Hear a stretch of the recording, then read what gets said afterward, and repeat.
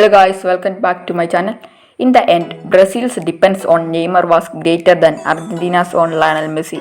Argentina's 12th goal of the tournament was the first and only R0 to involve Messi, and it was enough to bring Messi the first senior title of his international career, as well as Argentina's first since 1993. The 1-0 victory in the Copa America final on Saturday was the fruit of Argentina coach Lionel Scaloni's willingness to change a winning team, or at least one that had come through a semi-final after a penalty shootout. He changed 5 of the side, half of the outfield.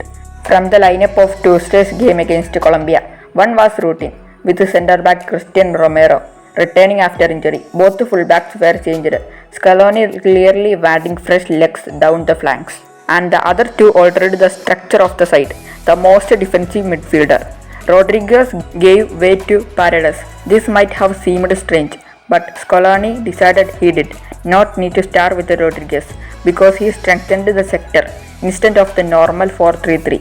Argentina lined up in a 4-4-2. Nicolas Gonzalez on the left wing gave way to Angel Di Maria. There was a price to pay. Lo Celso was pushed wider to the left, farther from Messi. This was the partnership that had consistently got the team off a fast start throughout the tournament. There was no fast start this time, but there was something to celebrate at the end, because the thinking behind the inclusion of Di Maria proved correct. His role was to cut inside, behind left back, Renan Lodi attacking the space of Thiago Silva. It was where the game was won. Rodrigo De Paul, a strong candidate for man of the match, gave a long diagonal ball for Di Maria to chase. Renan Lodi could not control, and Di Maria was there to beat Ederson with a cute lob. Scaloni was rewarded for making chance to his team. Brazil coach Tite might regret not doing likewise. He sent out the same lineup that had beaten Peru on Monday. Some of their problems were predictable. A key flaw in the goal was the lack of pressure placed on De Paul in the middle of the field. Brazil have been pressing better when either Militao has featured at centre back, but Tite stuck with Thiago Silva, who was inevitable, lost some of his pace.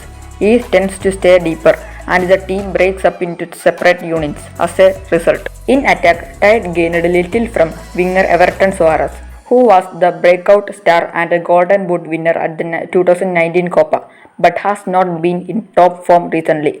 Brazil's coach worked overtime trying to rebuild his attack during the source of the game.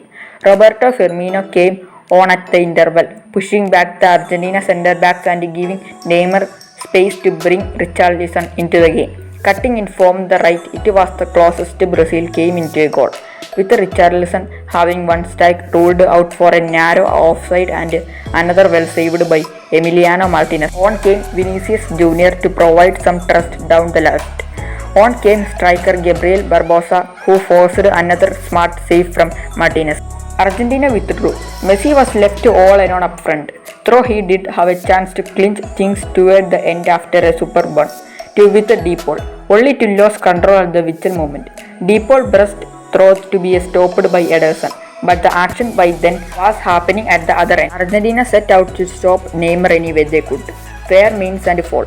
It was a time for cool heads, and Brazil struggled to stay calm.